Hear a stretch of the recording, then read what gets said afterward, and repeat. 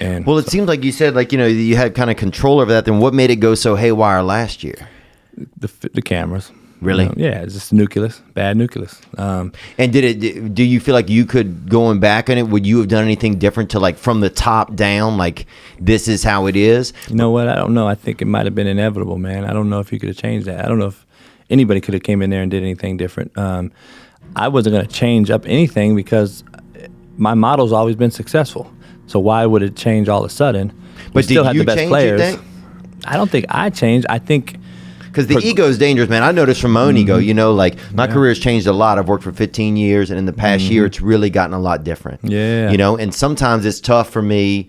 I'm tough. We've gone through stuff here with working with my producer. It's been tough for me to learn to work with others, but it's been tough for me to learn who I am as I'm becoming more of I have to be more responsible and stuff. We all grow. Yeah. It's been tough for me. I've had a lot of struggles with it. Yeah. And sometimes it's my own ego. Sometimes it's insecurity.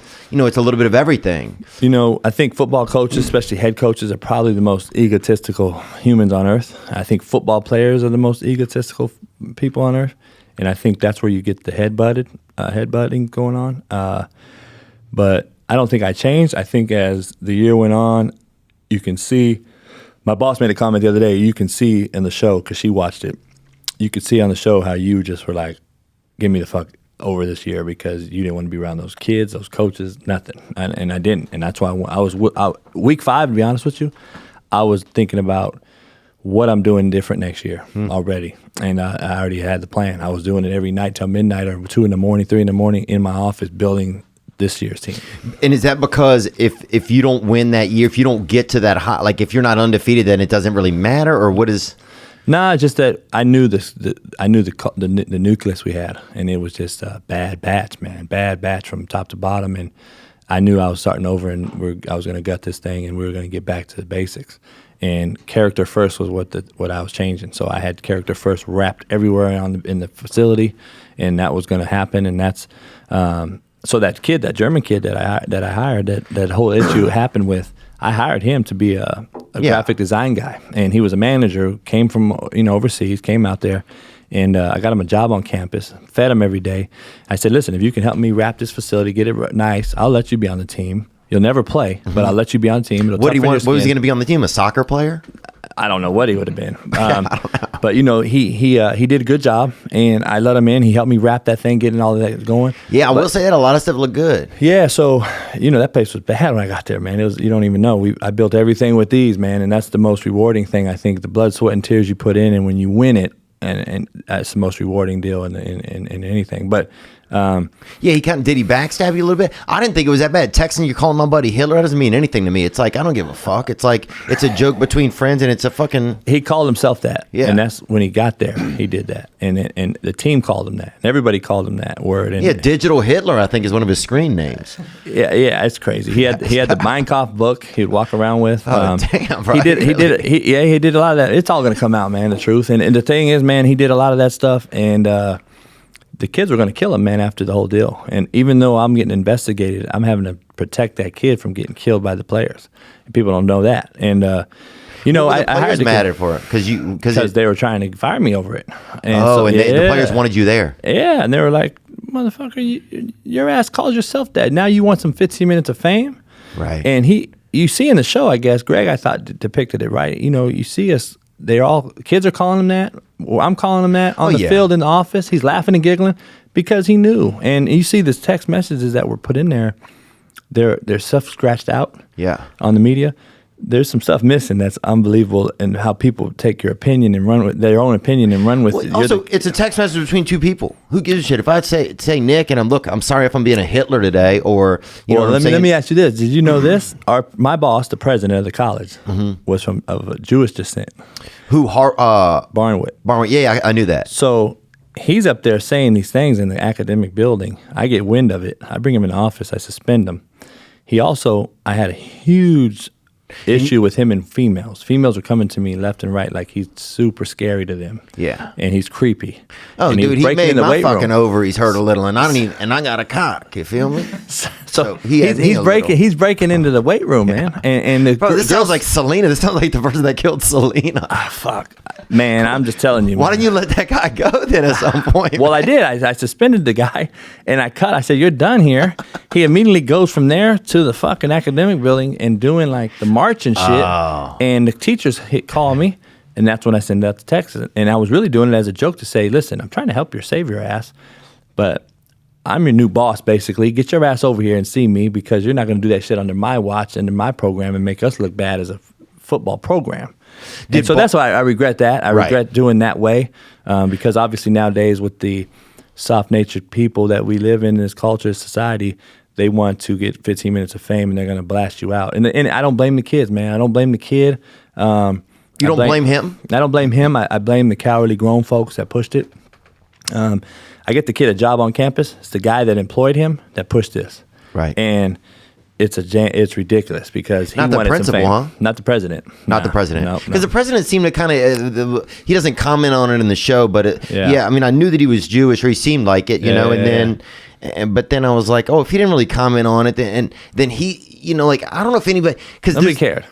Here's the thing, nobody really cares about any of this shit. Nobody It's does. like people write articles and then people that are bored. If I wasn't a public figure, I'm still there. Nobody gives a fuck. The thing is, the president If you came were in. winning, do you think that anybody would have cared? This is the thing. They hadn't won in 30 years. Year one, we went in there. We beat 4 teams that they haven't beaten in 30 years. Yeah. We beat them. Oh, they got a picture of the Independence football team from like 25 years ago, and half of them have on ice skates, dude. Fucking shitty squad, bro. Well, that's what I mean. So we go 5-4 year one. Yeah, one of them had a catcher's mitt on. I'm like, no damn, shit. what does that do? No shit. But 5-4 year one. Yeah. I mean, unheard of. So like, okay, shit. Next year we win it. Like, then I have one bad year, and that's not. I wasn't worried about. I was like, I'm never gonna fire for a bad year after what we've done here in 3 years. So that's why week 5 I was prepping for this year. Right. And I was already gutting it, getting ready for the program because I think we would have won it all this year. We had a great staff. I hired the best recruiting class in my 3 years there, so it had even been better. And so going back, what could you have done different, do you think, if you were looking back on it? I mean, what? Man, I don't know, man. I don't know. Sometimes things are supposed to go the way they go, man. Yeah. I don't know if you can change something. You know, I didn't do anything different. It was, you know, the cameras didn't bother me. They bothered other guys. But this is the one thing I'll tell you, which might sound like jokingly, as a joke. I'll never hire these young fucking coaches again. So maybe I'll have a staff of fucking 80-year-olds next time I get a job because those guys know the intimate setting of a locker room. And when we grew up in football locker room was the most intimate setting, period.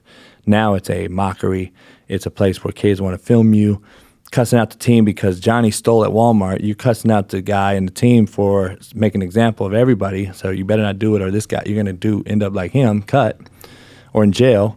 And they want to film you on the low and put it on social media and even coaches, young coaches. I'm just like, where does this become? Everybody's trying to get their clout. And that's what's kind of gave me a sour taste in coaching. Maybe I don't want to do this no more if it's become such a spectacle. Well, there's so many battles it seems like you have to face. Not only are you trying to keep these, I mean, and you're at the, you're like a second, you're at the father. You're a father, but you're the tent behind the big circus. It's like this is where the animals, No doubt. they got animals doing cigarettes out here. You know what I'm saying? Half the guy, This is where all the shit's done, and they don't show it. Like there's a lot of things under you get drugged through the mud back there.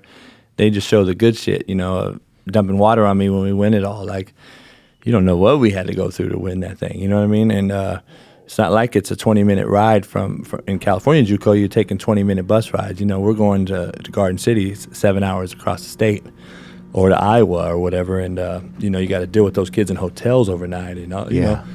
Oh, I'm sure, especially with social media now, everybody's trying to fuck each other and all of this shit. It's a joke, man. It's become really you could fuck somebody at a truck stop. You know what I'm saying? If you filling up a 30-gallon tank, you'd have time. You know what I'm saying? It's like these days it's so easy to just cross paths with someone. Go to AM/PM or whatever. Yeah. Do you wish you were still at Independence? Not how it ended, no, because I just don't. I feel the course had ran its, the times ran its course. I think it was done. It was time to move on. All good things come to an end. I built that place, man. I mean, there's a brand new turf field there, state of the art, locker rooms, meeting rooms, nice. you name it. I did it, and so I missed that part of it because I know what we were gonna have. It would have been the premier place in America. There's no doubt about it. But at the same time, man, if I've never kissed anyone's ass, man. If you don't want me there, I'm fucking leaving on my own. You don't got to beg me to leave, and you don't have to force me out. I'm leaving on my own, and that's just how I was raised, man. And so if you don't want me, I don't want to be here either. And for the most part, I was wanted by everybody. 99% of that town wanted me there, man. I get a lot of love emails from them people to this day in Independence, man. And I love my time there. To be honest, small town and all that, but it was fine with me. I was there to do a job, which was to help young boys turn into men. And we did that. We excelled, and we did it better than anybody in the country. And so we put our footprints in the sand, man, so to speak. And we set history, made history there, and now maybe it's something. It's a new venture to be had. What are you missing right now about coaching? The interaction with the kids. You know what I mean? Recruiting and getting those kids, finding the next Emmett Gooden or Raheem Boyd or Malik Henry, and trying to save one of them because you can't save them all. So my whole thing is save one of them, man, because I try to tell these young coaches, you try to save them all, you're going to spread yourself too thin and be super, super heartbroken at the end of the day. I learned that as a young coach. And did you? Yeah, and so, now you just try to pick one and save that one kid, and hopefully we save more than that, obviously, but that's my goal. And so I missed that part of it, trying to find a guy to save again and, help these young cats out. Good evening, good afternoon, and other times. Thanks for watching that video you just saw. I mean, it was okay. But the next video you could watch could be way better. What if you watch a video right now that changes your life? Well, you could watch this one, or watch this one. Watch this one, watch this one, watch this one. Ah!